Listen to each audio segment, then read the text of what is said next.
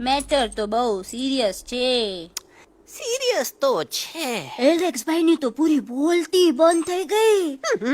બોલતી બંધ નથી થઈ, એમની તો ખાલી અવાજ ગઈ છે. एक જ बात है कल्पेश, वैसे हमारे स्टेज शो होते हैं ना, उसमें तो बहुत बार ऐसा होता है, याद है कल्पेश?